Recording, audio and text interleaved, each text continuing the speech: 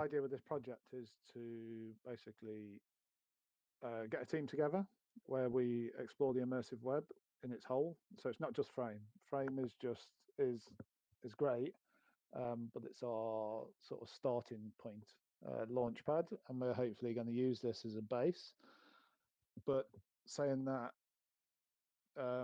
we may decide to sort of migrate somewhere else and set up a base in another location. So, for instance, a really good platform at the moment is EngageVR, which is it's not WebXR. So WebXR is basically built. Let's have a look. So we've got a Google Doc at the moment, which I've shared on the WhatsApp. But if you look in this Google Doc, we're going to start putting resources and stuff like that in there. So there's some links here to WebXR to find out about a bit more about WebXR, which is basically what this frame is built on. So obviously the benefits are you can just join from the browser. You can just be in. You don't need a VR headset.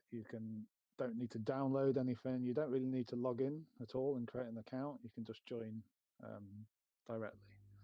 So that's the benefits of WebXR, what's kind of web VR platforms. And then you've got more advanced platforms like Engage, which is where you have to sort of download a program, which can be quite large, and then you need to create an account. So there's a bit more commitment to this in terms of the threshold of getting people into the space. But it's definitely a place to explore, because with this you can do a lot more in terms of avatars, interactions, 3D assets, building, world building. And then another very far extreme, which is again hopefully something we can explore, especially as what the DMC does is events, is to explore applications like Sansar, for instance, which do really sort of amazingly detailed, high definition events, immersive events, basically. And so for this, we can go full on in terms of world building and interactions. Any questions?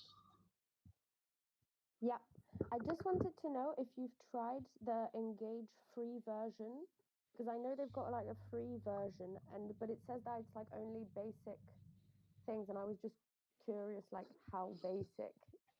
Yeah, exactly. So it's like very basic. So I've spent a lot of time on Engage. So I would encourage everyone here to, if you can, and you've got enough power on your computer, to basically jump into Engage, download it and add it on there. And we can even arrange one of our next meetings in Engage. So once you've downloaded it, you get the pick of certain worlds. So you can just go into a certain environment. So you can just pick an environment and then arrange a meeting, have a meeting in that environment. You can't really adapt to the environment. And then you've got paid versions of Engage, where you can do build your own worlds, build your own environments, and have a lot more control on events and the number of people in the events and how to manage the events and documenting the events. So that's where it becomes really useful, but that is more down the paid end, which I'm looking into as well. So the hope is that we'll be able to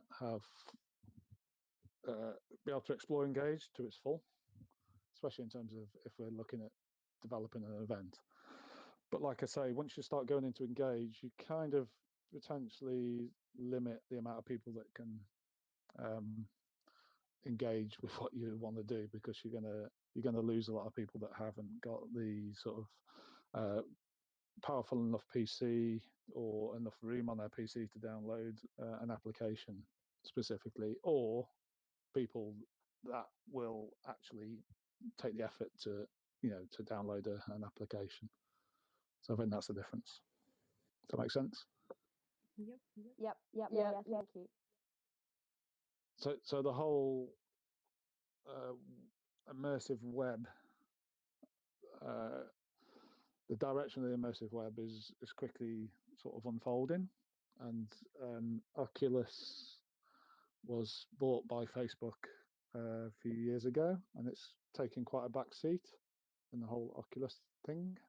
But now it's really taken over Oculus to the extent that every Oculus account needs to have a Facebook account in order to access all their apps. But they are just about to launch Horizon Community, which is a big Facebook VR Facebook community. So I don't know if you're aware of that, but I'll just throw that in there as well, just to show what's coming in terms of spaces. And then the other one, which has been around for quite a long time, which is AltspaceVR, and you've got VRChat as well, which are social VR platforms. They literally just did this Burning Man festival where they worked with the Burning Man organizers, and they created this most amazing sort of virtual Burning Man environment, which ran over the weekend. It was just amazing. It just blew me away. So I think AltspaceVR is back in there as a quite a decent forward-looking company.